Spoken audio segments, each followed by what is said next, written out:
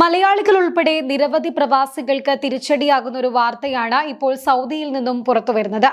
സൗദിയിൽ കൂടുതൽ മേഖലകളിൽ കൂടുതൽ പ്രൊഫഷനുകളിൽ സ്വദേശിവൽക്കരണം പ്രഖ്യാപിച്ചിരിക്കുകയാണ് രാജ്യം.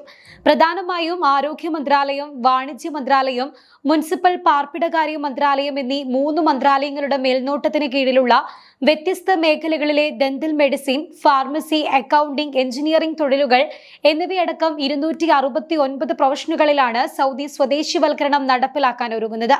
രാജ്യത്തിന്റെ വ്യത്യസ്ത പ്രവിശ്യകളിൽ നിന്നുള്ള സ്വദേശി യുവതി യുവാക്കൾക്ക് കൂടുതൽ തൊഴിലവസരങ്ങൾ ലഭ്യമാക്കാൻ മാനവശേഷി സാമൂഹിക വികസന മന്ത്രാലയം നടത്തുന്ന ശ്രമങ്ങളുടെ ഭാഗമായാണ് പുതിയ നടപടി.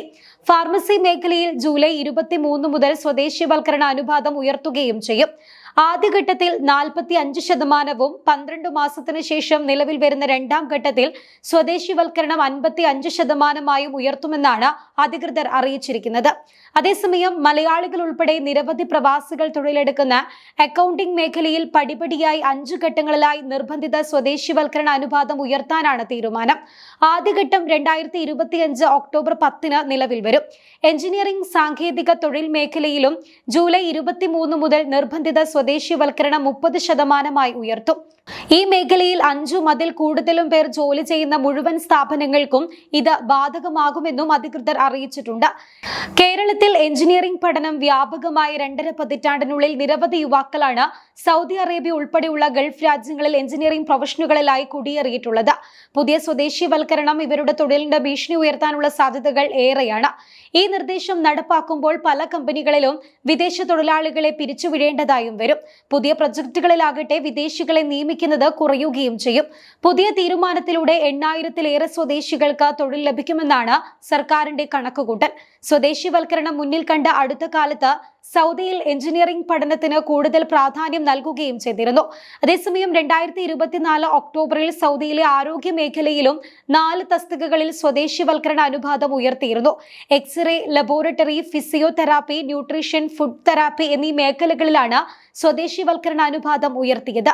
എക്സ്റേ വിഭാഗത്തിൽ 65%-ആയും, ലബോറട്ടറി മേഖലയിൽ 70%-ആയും, ഫിസിയോതെറാപ്പി മേഖലയിൽ 80%-ആയും, ന്യൂട്രീഷൻ ഫുഡ് മേഖലയിൽ 80%-ആയുമാണ് സ്വദേശിവൽക്കരണ തോത് പുതുക്കി നിശ്ചയിച്ചത്.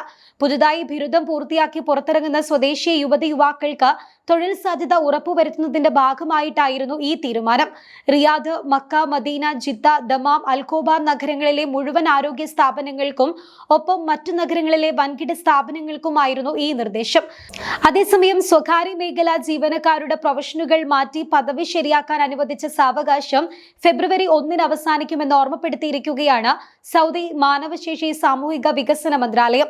5 വർഷം മുൻപ് സൗദി ഏകീകൃത തൊഴിൽ വർഗീകരണം മന്ത്രിസഭ അംഗീകരിച്ചിരുന്നു. ഇതനുസരിച്ച് മുൻപ് നിലവിലുണ്ടായിരുന്ന നിരവധി പ്രൊഫഷനുകൾ ഇല്ലാതാക്കുകയും ചെയ്തിരുന്നു. ഈ പ്രൊഫഷനുകളിൽ ജോലി ചെയ്യുന്നവരുടെ പ്രൊഫഷനുകൾ പുതിയ തൊഴിൽ വർഗീകരണം അനുസരിച്ച് പുതിയ പ്രൊഫഷനുകളിലേക്ക് മാറ്റാൻ അനുവദിച്ച സമയപരിധിയാണ് ഫെബ്രുവരി 1 അവസാനിക്കുന്നത്.